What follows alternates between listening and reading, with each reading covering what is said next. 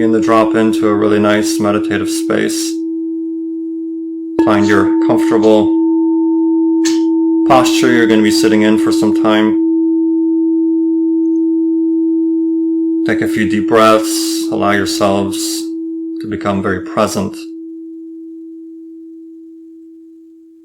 Allowing the cares of the day to begin to melt away as we become fully present in our bodies, in our minds, in our hearts, and our emotional fields.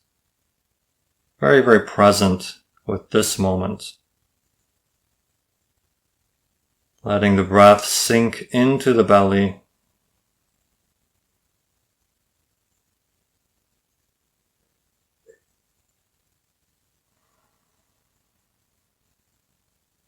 Allowing ourselves to feel the point of existence, the state of consciousness, out of which all thought and emotions and experience emerges. Allowing ourselves to feel the total I am presence of existence itself. In existence, we are naturally worthy and part of all that is by the very fact of being an aspect of all that is. Therefore we belong.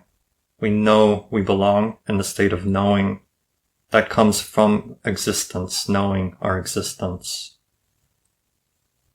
We know we belong because we are. And existence does not create pointless or meaningless things. Therefore, by definition, as an aspect of existence, we have inherent value. We are an integral part of all that is, and without us, all that is could not be all that it could be. Thus, we are an integral part of the all that is, a very unique facet of creation.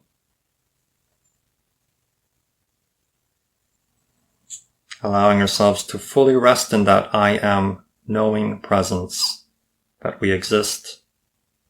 By extension, we have immense value. We are an integral part of the universe of existence.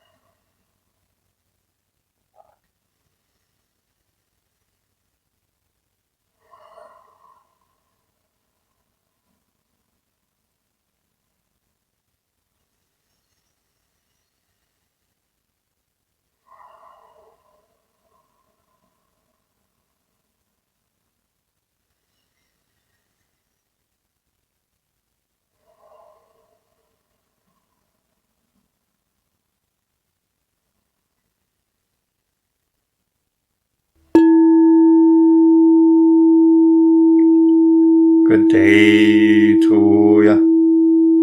We welcome y'all to the realms of light.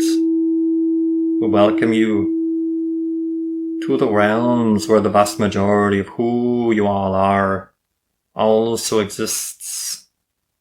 We welcome you to the realms of light from where your physical life, your physical personalities, and your entire physical worlds are to spring, emerging from that non-physical state where you have your existence.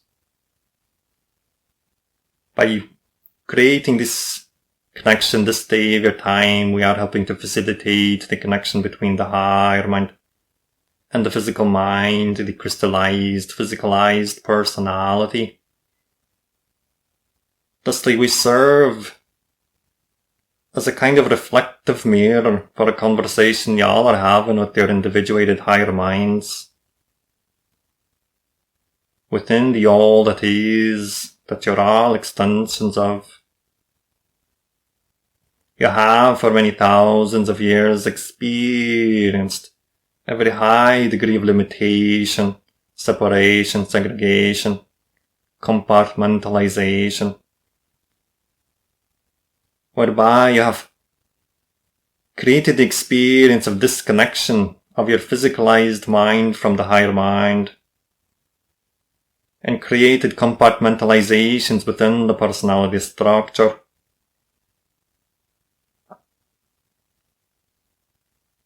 And now you are entering the age whereby the divisions between different portions, even of your physical mind, are beginning to blend and merge together. You will begin to see this within your society as you see different fields previously within what you call your Western culture. Compartmentalized fields of knowledge are beginning to come together. Bridges are being built between previously separated and segregated disciplines of knowledge. You will consistently begin to see your crystallized physical reality reflecting that which is happening on the inner planes. Thusly, more and more of this integration will be present underneath the various social, societal upheavals that you're experiencing at this time. For the process of integration does necessarily bring to the surface the acute awareness of how separated you have become from one another, even from yourselves. So trust the process that you have undertaken, for this process is an extension of you, designed by you, to be experienced by you. The process of integrating. This is a process that is truly incredibly unique in the universe. For few societies experience such degrees of limitation, only to find themselves coming back to the light, coming home. For it takes great courage to experience such high degrees of forgetfulness. And some of you experience a bit of a soul shock as you enter the physical plane. For within the experience of disconnection are all the attendant feeling states generated by the belief systems that have been perpetrated by your society on each individual coming in, each physical birth. For you have, as a society, imprinted your children with the limitations. But those cycles are beginning to come to an end. You are moving faster than you might even imagine into an age of great integration. Thusly, do not be surprised that everything is being put upon the table. For when you accelerate on your spiritual path, you will notice that as your consciousness increases, it increases your awareness of the limitations that you have placed upon yourself, and sometimes sorting through the details can feel a bit painful as you put your feelings on defrost and allow them to circulate freely, for that is the beginning of awareness. You have for many thousands of years blinded yourselves to the degree of separations you have created within yourselves, creating almost a kind of a double bind, whereby not only have you the negative beliefs, but also a kind of amnesia that you have the negative beliefs to begin with. States of denial, coping mechanisms, which create an additional layer of separation and segregation. And now you're beginning to defrost this particular layer so that you can move from denial to awareness of the vast degrees of limitations you have placed upon yourselves as a society. Thusly, the acute awareness can appear to be a bit painful at times, where you are becoming highly aware of how you are running your energy through the negative belief structures that generate the negative feelings. And yet this is part of the ascension process. For the higher you raise your frequency, the more challenging it will be to hold on to the negative beliefs. For when you run more energy through the personality structure, it will stretch out those negative limitations that you previously were unaware of. As that energy increases, as the light increases, so does your awareness of any constraints to the continual expansion of that light. So allow yourselves to define this process of expansion in a positive way, and it'll take the edge off. You can eventually get to the point, some of you sooner, some of you later, but you will get to this point where you get excited when you discover one more negative belief, or that is one more opportunity to untether yourself from the old third density consciousness. And thusly you know that when you roll your sleeves up, feel the feelings, identify the belief structure that generates them, you can thus untether yourself from yet one more negative belief so that you can fly all the more further into the light and continue to expand. Thusly how you define the process itself changes your experience of it. You are very quickly moving into fourth density consciousness.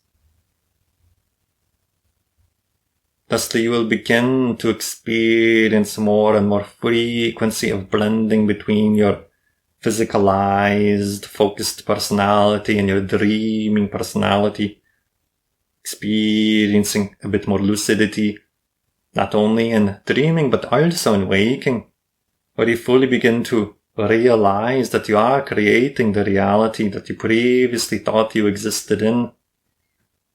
You realize that you are the reality you previously thought you existed in.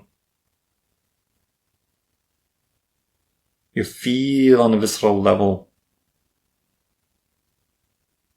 that the reality you previously thought you existed in is actually an extension of who you are. Thusly, if you react negatively to that which is being reflected back to you, you can begin to recognize that it is an opportunity to transform that which is limiting, for it is your own reflection, and thus you have the power to choose otherwise. But first, becoming conscious of the fact that it is your reflection that you're looking at.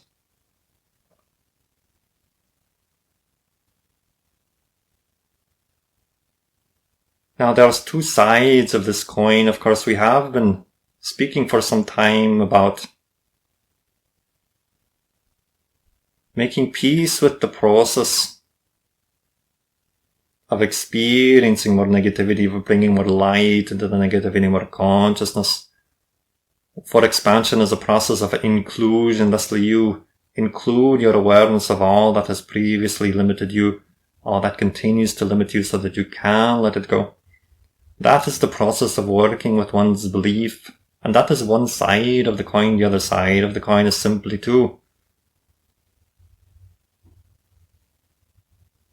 follow your passion. You have a saying upon your planet, follow your bliss and don't be afraid. The idea being as delivered by another civilization.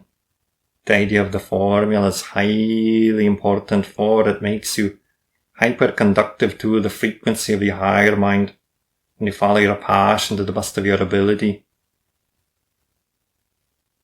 taking it as far as you can and having no insistence on a particular outcome. This has been distilled and been given as a gift to humanity, and that formula will help you to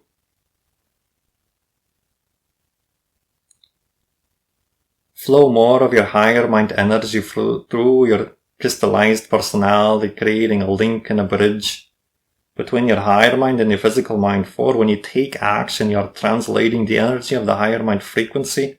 When you take action on your passion and grounding the frequency of your higher mind into your crystallized, physicalized reality, which is an extension of you.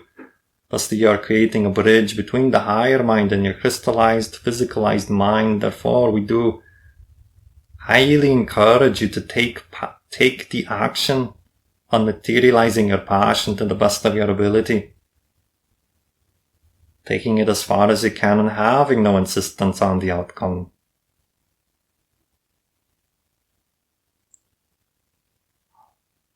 And that will initiate the process of running more energy from your higher mind to the physical mind, which will then crystallize and materialize in all kinds of beautiful, spontaneous and synchronous ways within your life. And it will also begin to reveal to you the light that you're running through yourself. It will begin to reveal the limitations that you have placed upon yourselves.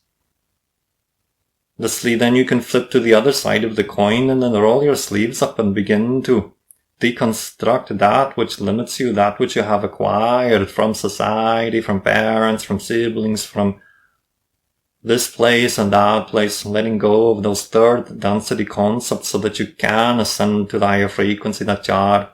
It is all one process. Thusly, embrace the expansion as having two sides of the coin, one side being to follow your passion, implement your passion, the other side to be when the negative beliefs hit the fan, as you like to say.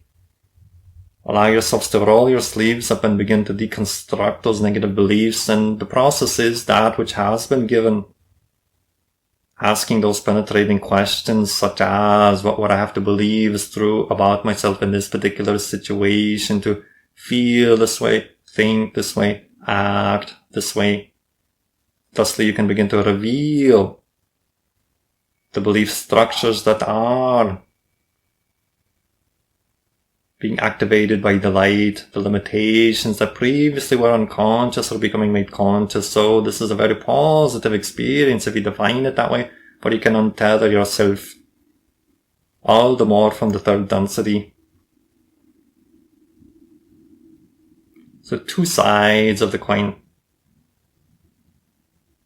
One side is follow the formula that has been given to humanity by the Sasani civilization. And the other side is to unpack the negative beliefs and to diligently, willingly, excitedly divest yourself of that which tethers you to the old consciousness. And you will find yourself shifting to the realities that you prefer. For synchronicity is always on your side, and synchronicity always has, just to follow upon the same theme, two sides of the coin. Synchronicity is always working. You recognize synchronicity when it tends to be more of the positive nature. When you do follow your passion, you will notice the unveiling of synchronicity that allows you to see that you are absolutely supported by your higher mind, for passion is the translation of your higher mind into a crystallized, physicalized state when you act upon it, thusly grounding it into your reality, which is an extension of you. The other side of synchronicity is that it will reveal to you when you run that higher frequency energy through you, through taking actions on your passion. It will reveal to you the negative beliefs that you have in synchronicity. Thus they will line you up with events that reflect the negativity that is being highlighted. Thusly you will experience what you call so-called negative synchronicity, things not working out according to your prior definitions of reality. But in fact, this is synchronicity working on your behalf to reveal to you the negative beliefs that you have within yourself. Thusly, synchronicity is working perfectly to bring your awareness, your attention to a place where you have tied yourself up in knots, So do not label this in a negative way, and you will not get a negative result. Label it in a positive, integrative way, and you'll get a positive result, even from a so-called negative synchronicity. For it is all working on your behalf. The universe is perfectly orchestrated for your growth and development and your ascension process. Now, we are, of course, presenting this to you in time-space reality terminology. Of course, everything is simultaneous.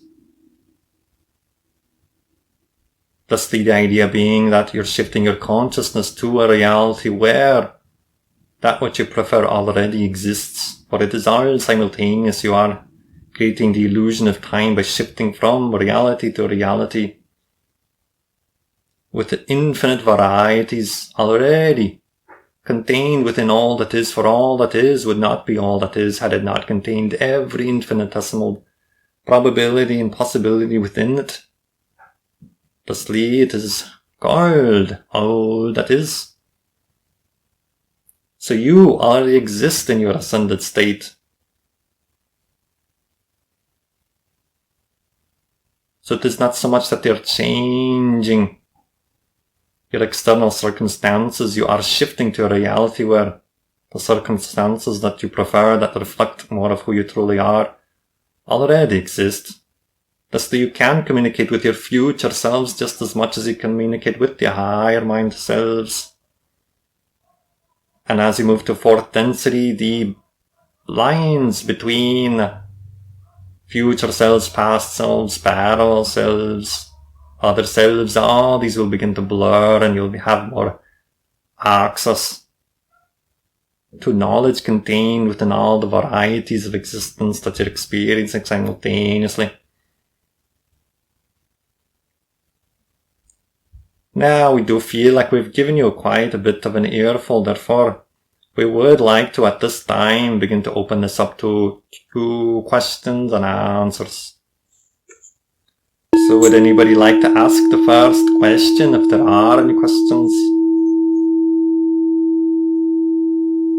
This is Vanessa. I wanted to follow up, please, more on the future self and communicating with that self. That is a theme that is becoming more common for me personally, as well as the clients that I'm working with. So I love what you're saying about it, and would appreciate hearing any more about how we can cultivate this communication, this conversation with our future selves. Very good.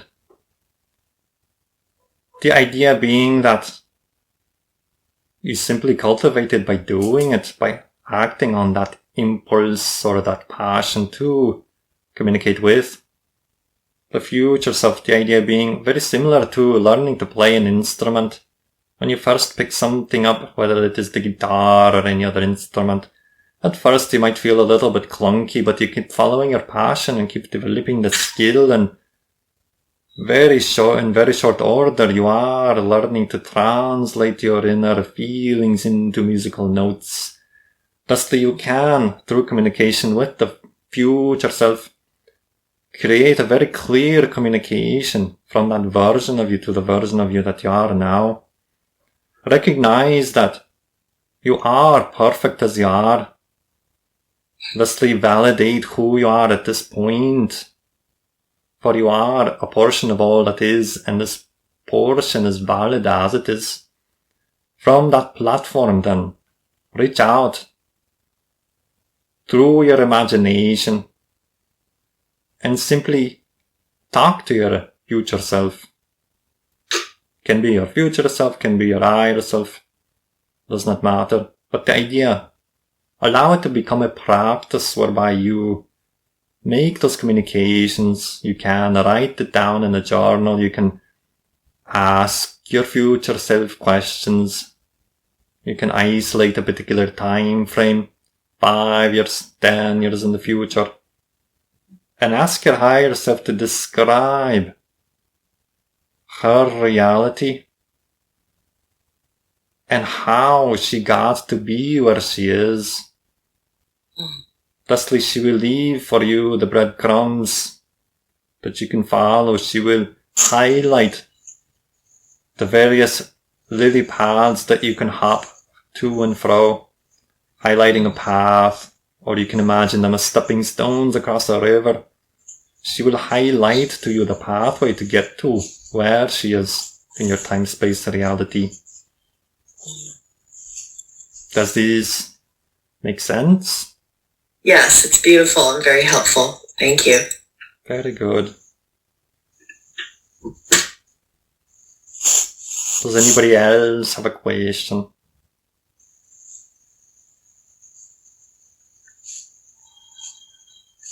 This is Lilia, and I'm actually needing some clarification. How is working with the future self, is it different or is it the same thing as engaging in a visualization process in order to manifest a particular vision or desire of some sort?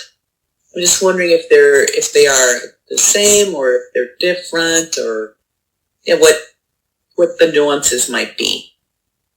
The nuances are the ones that you define yourself. Thus, you can become highly specific to reach into a future version of you, even a specific future version of you, for of course, there is no such thing as a specific future. There are many probable futures. So you get to define where on the timeline, as well as which version of you you're tapping into using your imagination. Very often when you creatively imagine future scenarios, you are pulling from future versions of yourselves. The idea being that you can become very specific and ask for communications with a very specific future version from a certain time frame if you wish, if it excites you to do so, of course.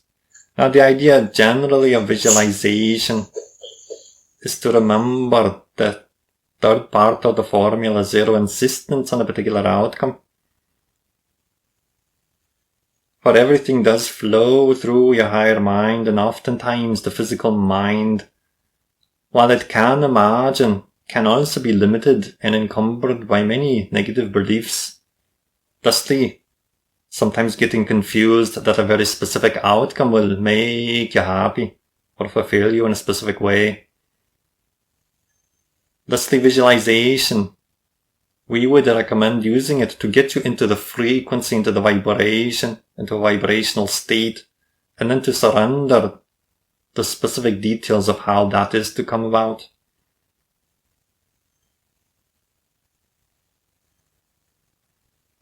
Does that make sense, or any further clarifications?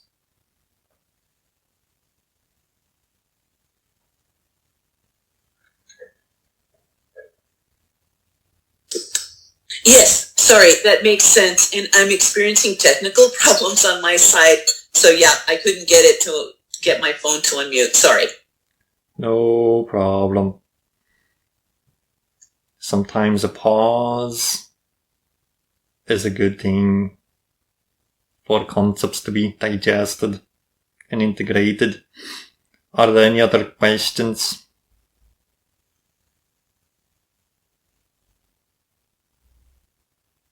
Yeah, I have a question about specific topics. Is there any limit to what we can ask you, or should we keep it on the topic of the lecture? For example, would it be appropriate for us to ask about our individual past life or lives?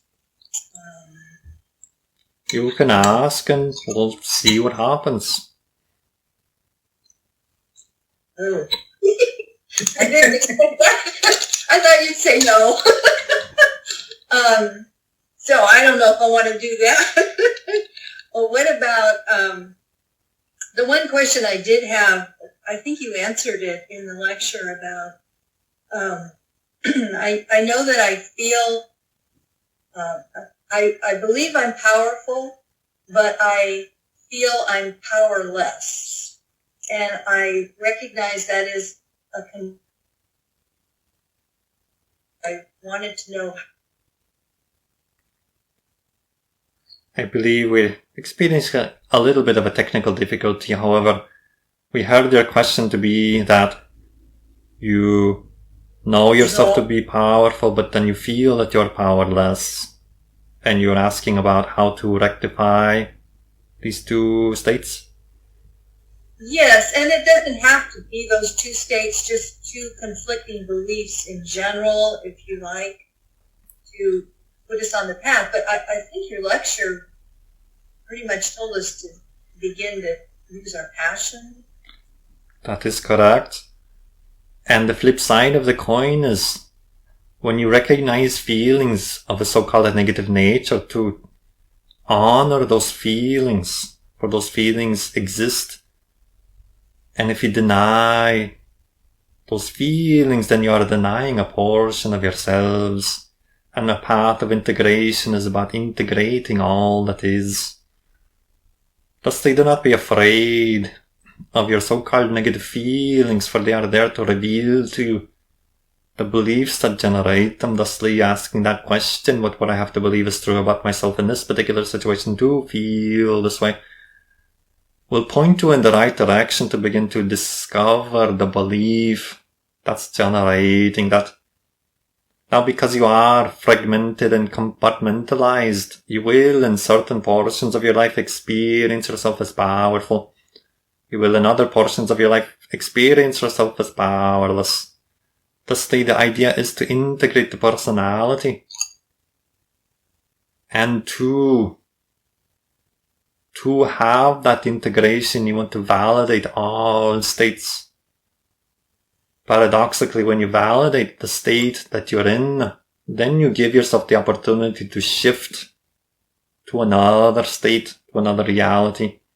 However, when you invalidate a particular state, it has the propensity to remain with you, for you yet not haven't integrated it. So it will continue to ask for integration by continuing to act out, so to speak, within your lives. Thusly, making peace, making friends with the negative beliefs that you do have, bringing them into the light, then enables you to shift and change.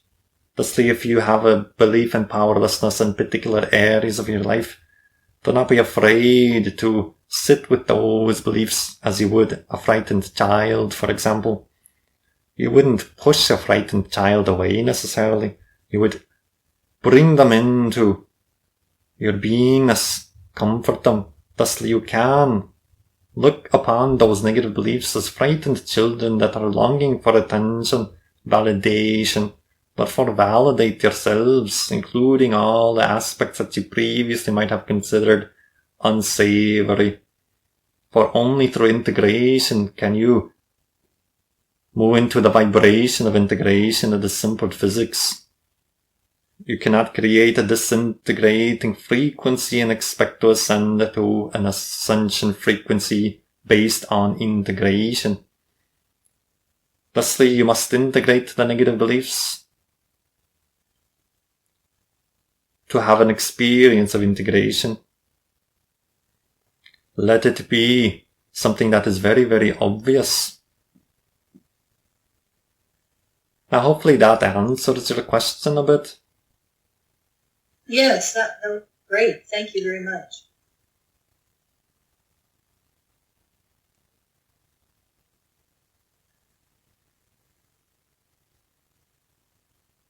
So I have a question.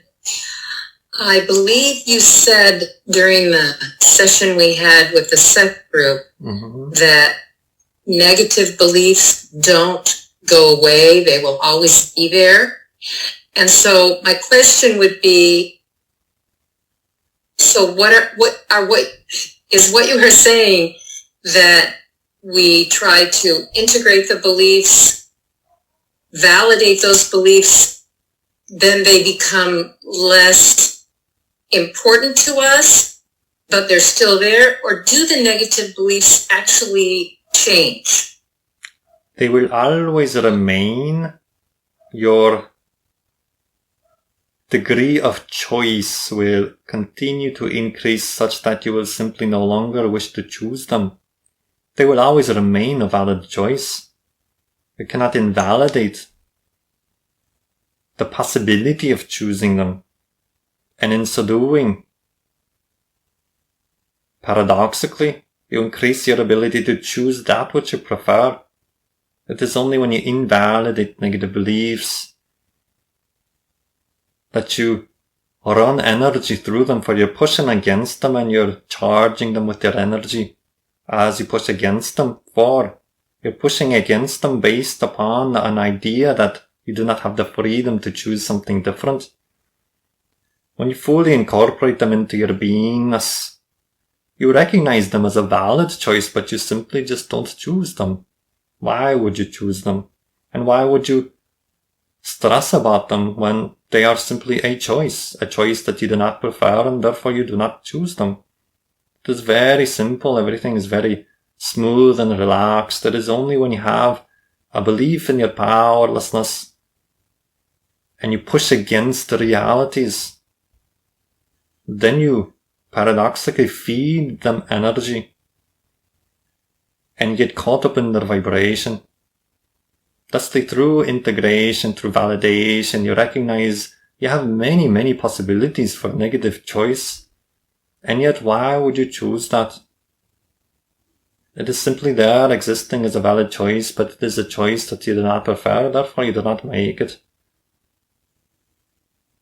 Does that make sense? Yes, thank you. That does make sense. Thank you.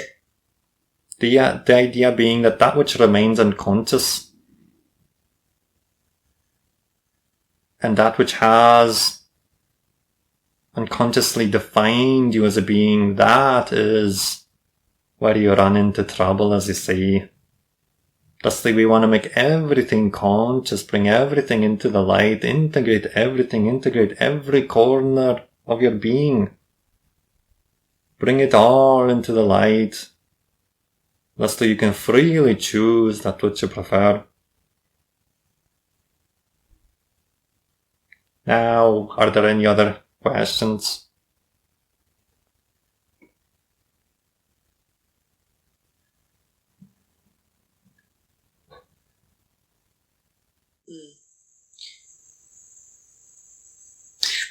If I may, I have one more question.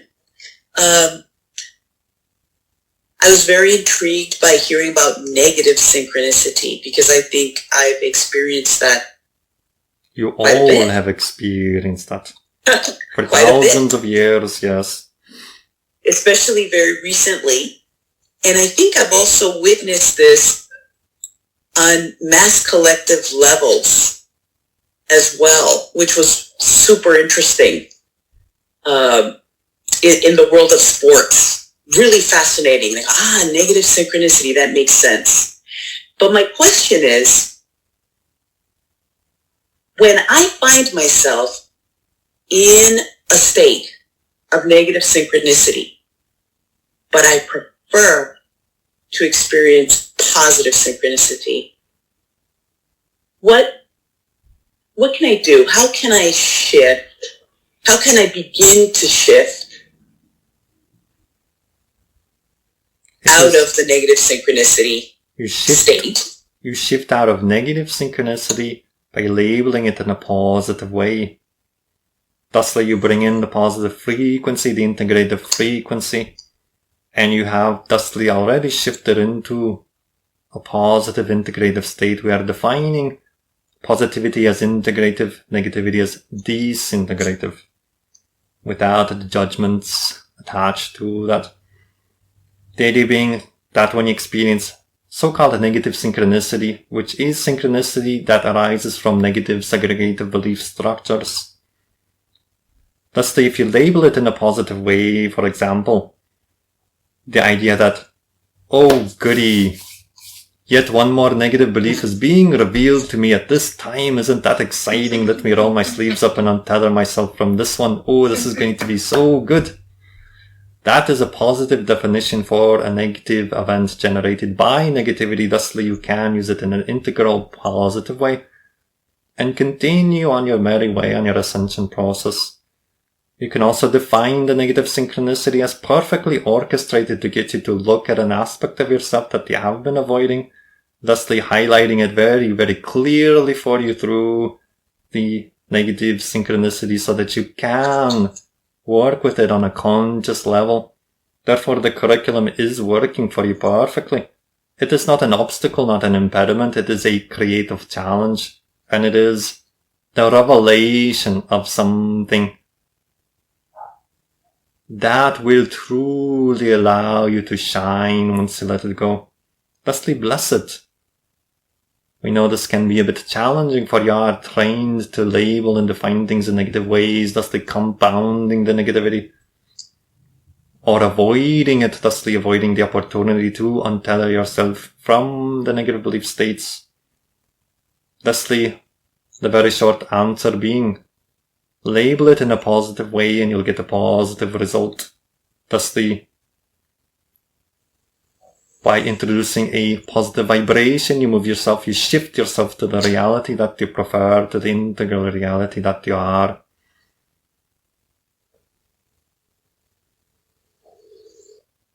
Does that make sense?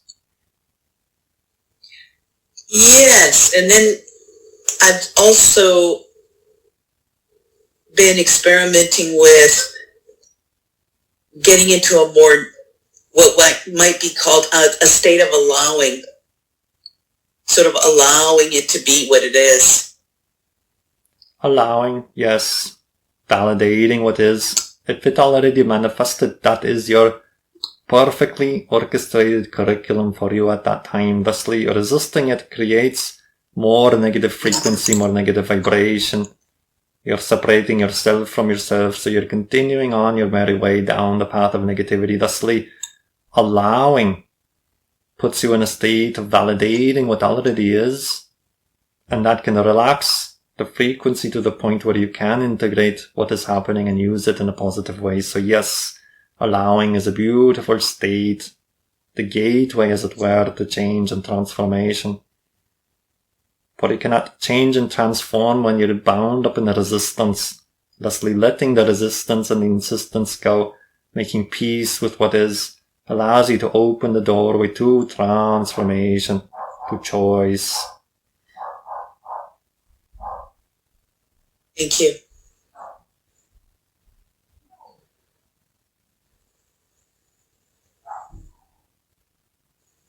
Any other questions? I'm going to take a risk here, being that all risky. questions seem to be allowed. So I've been having dreams recently where new people that I don't recognize, guys that I don't recognize, different ones in different dreams are flirting with me. And there's a kind of romantic feeling happening. And a lot of times I wake up and I feel like I don't want to wake up, and I intentionally go back and try to be in the same dream. Sometimes it works, sometimes it doesn't. I don't really, in my regular waking life, have any kind of sense about wanting a relationship, but I'm wondering if, I'm just wondering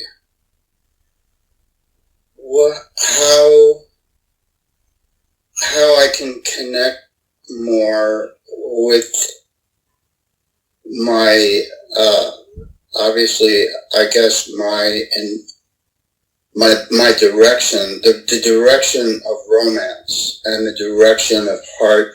I mean, I am in my life, my direction is definitely moving a lot more into heart consciousness and letting go of mental patterns. So I guess I'm throwing all that out there because I feel something is happening. I don't quite know what, and I don't know if there's anything that I need to translate into waking life from that dream state. It is pleasurable, and I'm very intrigued. So take all that and run it by. So more of a comment than a question, which is fine. The idea being that, of course, dreams are multi-layered and multidimensional. So there is no one particular answer that will possibly explain upon all the nuances and levels of consciousness that we're dealing with. So we can simply throw out a few highlights and let your mind and heart play with that. The idea being is that oftentimes we are experiencing other portions of ourselves, states of deep connectivity and love that sometimes is translated in a romantic way by the physicalized, crystallized mind as you are shifting back into your crystallized personality. In other words, the personality will often attempt to translate these multidimensional experiences into terms the physical self will recognize. Thus the deep experiences of love can and often are translated in with romantic overtones. That is one version of the explanation or expanding of this knowledge. Another way of looking at it is that perhaps you're opening up the experiences that you previously might have closed the door upon, and playing with various probabilities and trying them on for size, as it were. It could also be a way for you to experience other parallel realities that can help infuse your current personality with a bit more love and connectivity, even if you are not currently experiencing a relationship. So there are many ways of looking at this. If you are interested in your dreams, you can begin to get curious about which feeling tones come with each romantic interaction within the dream, and seeing if there are portions of yourself that you're connecting to represented by other beings. By getting more curious about various feeling states and symbolic representations that happen in each encounter, for your dreams are highly symbolic, as you know. So there are many ways. You do not necessarily have to do anything, but you can play with it and expand upon it if you so choose, by beginning to interpret each experience, any symbols contained therein, and to begin to unpack that. You can also ask your higher mind for guidance if you have specific questions.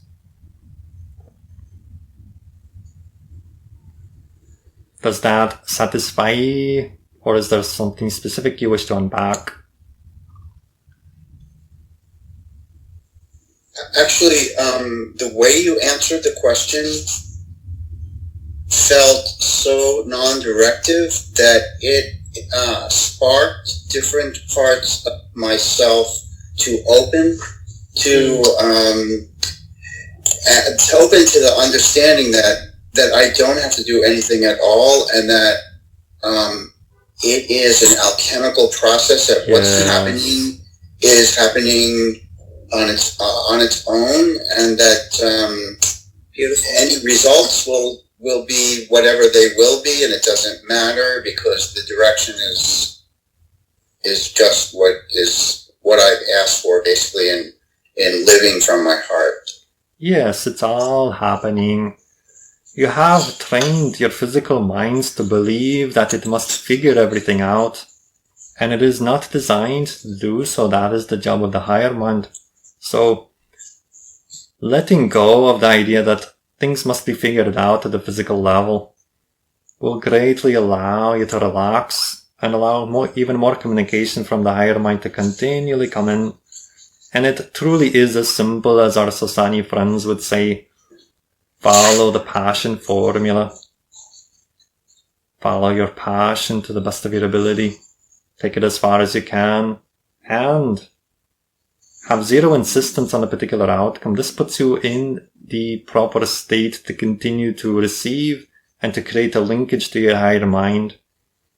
And physical mind needs not figure it all out, and oftentimes it gets in its own way when it tries to, for you've been trained to believe that it is supposed to, and yet it is not designed to, so you can see what kind of stress it creates for the poor little physical mind trying to do a job it's not designed to do, carrying it all on its poor little shoulders. Thusly, you become very stressed, while you're trying to bang things into place, trying to use a tool for something it was not designed for. So allowing that physical mind to relax. There's nothing it needs to figure out. It's a beautiful, beautiful receptive state. As Seth might say, following those impulses, which is another way of saying following your passion. Your higher mind will constantly communicate to you actions that can be taken, and each action that you take opens up a vast array of probabilities to more action, and each action that you take, you walk through a doorway that opens up to even more probabilities.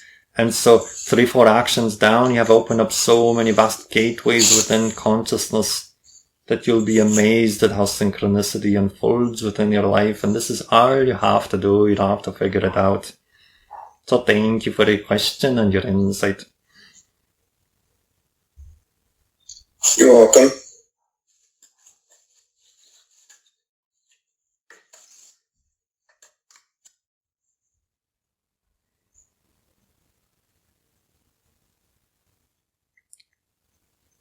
Are there any other questions?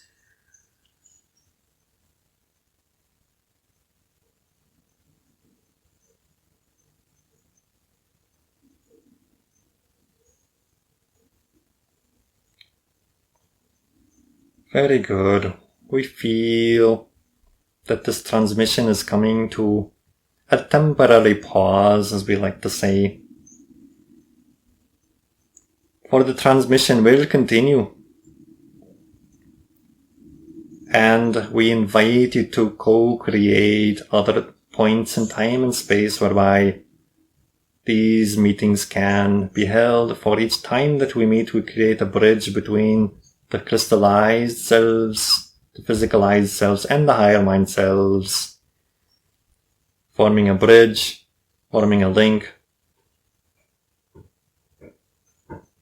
thusly allowing more and more of higher mind to flow through the physicalized minds and through your actions and out into the world, creating a fourth density society. Of course, truly what is happening is everyone is shifting to the version of Earth where that is already the case.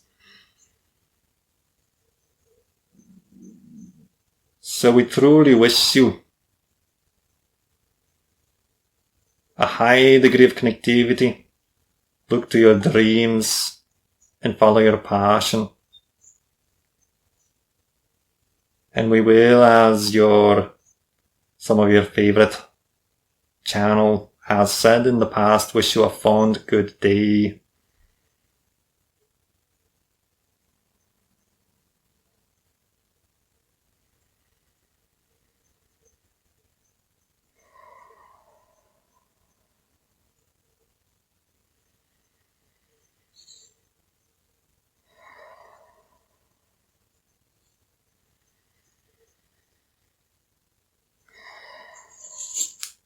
Very good.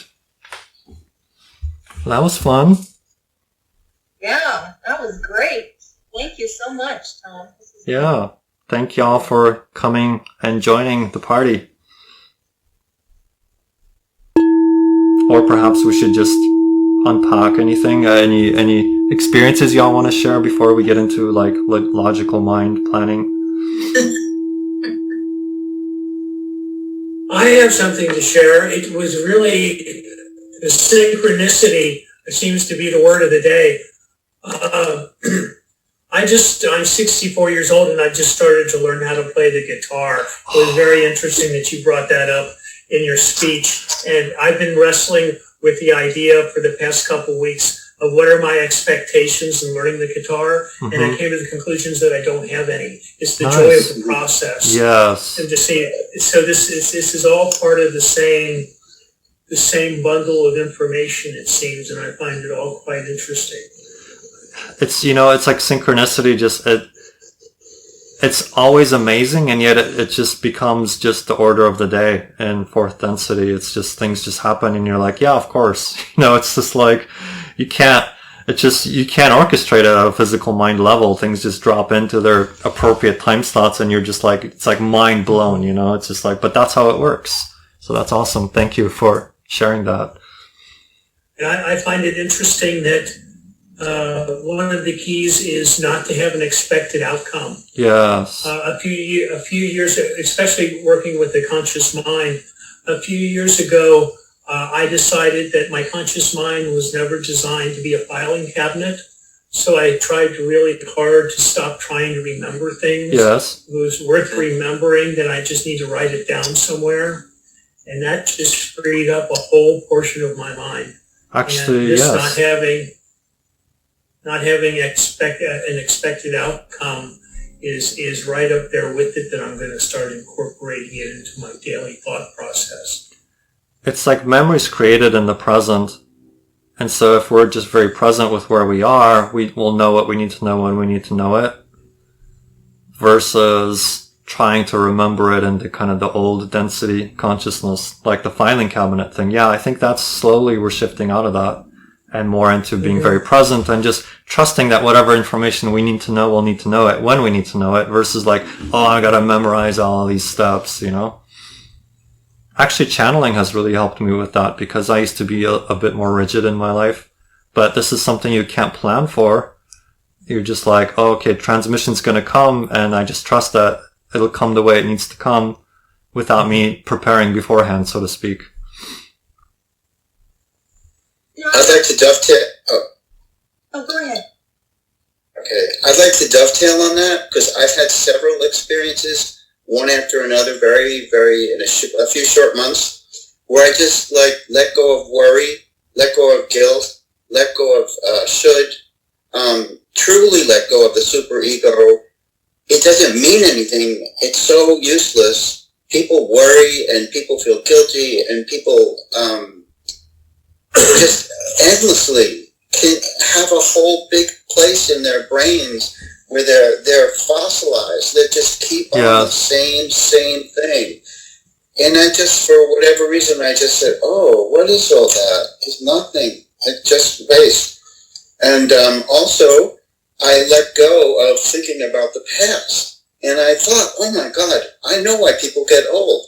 It's because their whole brain is filled with things from the past. Yeah. And then nothing new can come, so no healing can happen. So anyway, so those two things. And then the last thing, which relates to what Jeffrey said, is that I was finding myself missing acupuncture, and I don't know, I got needles from Amazon, and I bought a huge acupuncture text, and I started doing this mad scientist things and had great results doing Qigong. And so what happened was, all of a sudden, I applied to acupuncture college, and then I had to do an application. Oh my God, like letters of recommendation, transcripts, resume, statement of purpose, and I was doing all that. And in the process of doing all that, I felt so stressed out, so bereft of energy and excitement and anything. And people say, are you excited about going? And then I realized after a while, like my heart was completely inaccessible. And I realized, okay, I have been investing my ego in the results, in this whole, it was all a mental thing. And then I came back to realize, like, yeah, I'm still applying, and I'll probably get in and go, and it'd be great to study. But really, the thing was just following the excitement or the passion of learning and discovery and understanding and experiencing the energy flow. And I came back to that. My heart came back, and who cares if I get in or not? Maybe I will, maybe I won't. I'm sure I will, but it doesn't matter because I'll just follow that as long as it serves. Exactly. And, you know, the passion will keep revealing to you the next step and the next step and the next step. Right. Even if it's not the way we think logically that it's meant to play out, because we're not really designed to see that. The physical mind doesn't calculate all those probabilities. The higher mind does. So it'll just keep sending the passion. It's like, oh, go this way. Oh, here's an impulse, read this book or go talk to that person. And, physical mind trying to keep up with connecting all those dots is just like, well, some of those things seem completely unrelated. But then when we do follow them, we're like, oh my God, that put me in the perfect time and a perfect place to experience this. I couldn't have orchestrated that. So yeah, just continuing to follow that thread. But something I would add is like, there's nothing really useless in existence.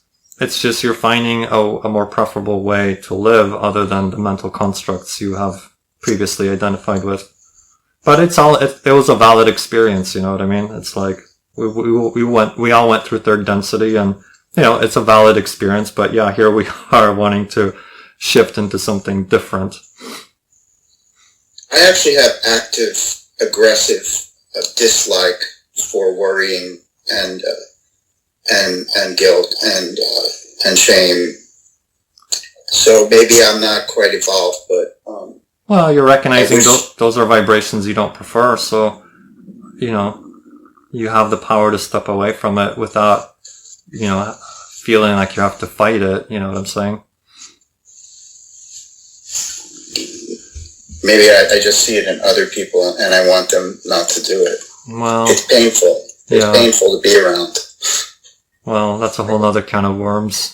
But I think Chris has been trying to jump in here, so I want to hear what you've had to say. Well, thank you. I just wanted to follow up on Jeff's comment about the filing cabinet and getting rid of the recording memories, which sparked a question about your guides being able to read the Akashic records. Right. Have you had any experience with your guides being able to do that? Well, the channeling I bring in tends to be focused more on getting people to do it themselves rather than doing readings. So, I guess never in my life really have I done psychic readings per se. I'll get hits on things and sometimes that'll come in, but that's not really the function. The energy that comes through is more about enabling people to discover their own selves and to work with creating that bridge for themselves. So yeah, it tends to flow more that way. So even if you had, or whoever asked that question, a specific question about past lives. Yeah, that was me. Yeah, I thought so. Yeah, they would probably just lead you to a self-discovery process of what can you do to connect the dots yourself. But who knows, we never know what happens. All right, thank you. Sure. I found it very interesting in your dialogue about negative energy. I've had a lot of what I would consider negative experiences in my life, and sometimes I find myself stuck on them. They kind of draw me like a magnet does to itself. And just recently, my inner self said to me, why do you keep living through that? You lived through it once, the usefulness is gone. And so now I know that when I start thinking about things that I consider have happened to me in the past, I know that I can choose not to think that because I've already lived through that. I don't have to live through it again. Right, but it was very interesting. It's more of being able to choose what you think about and what you don't think about instead of just getting stuck on it. Right, but also recognizing that if you are being pulled in a certain direction, that magnetic pull represents a negative belief that is being activated or that you're holding on to. So you can actually use it to go straight into the negative belief and really like roll your sleeves up and dive into it and to untether yourself from that versus like trying to say like, oh, I won't think about that. But then you think about it. So, if like the third time you're getting pulled back, it means that there's a negative belief that's active and that you have the opportunity to actually unpack it and really untether yourself from that versus just constantly being like, oh, I don't want to think about that. Oh, I don't want to think about that. Because then it's like if it's repetitive, then there's something active in there. And its synchronicity is actually working in your benefit to get you to look at something there that's worth unpacking and untethering yourself from. So it's just another perspective.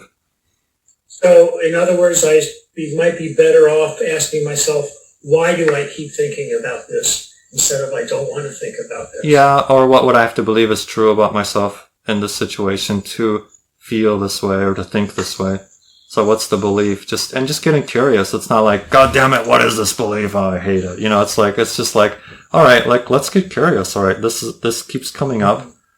And like, there's gotta be a reason. I trust there's a positive reason that this keeps coming up to my attention.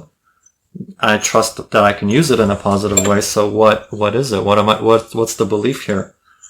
And it just, you just gotta keep digging because third density, it's like we layered a lot of negative beliefs that we got thousands of years, colloquially speaking, of time, space, reality speaking, that we've passed down from generations. So yeah, undoing it. And one of the things I got from our last session is those negative beliefs is to make friends with them and make them a part of you. Right. Because once they're a part of you, you have something to work with. Mm-hmm. If you're constantly separating yourself from them, well, then it's like they still have you. Interesting. I'm getting a text request here. Let me see if I can read text. It's for me, Tom. It's April. Oh, I was hi. just curious about, this is all kind of new for me, just the source of where you're channeling from. Okay. It's pretty much my higher mind. I haven't really gotten much of a name. So it feels to me like higher mind, it's like the physical mind connects to the higher mind connects to the soul, the oversoul, and sometimes that connects out to aspect selves. I didn't really get too much of a frequency of aspects this time. It just feels like my higher mind. Whereas sometimes I'll get like flavors of other existences coming in.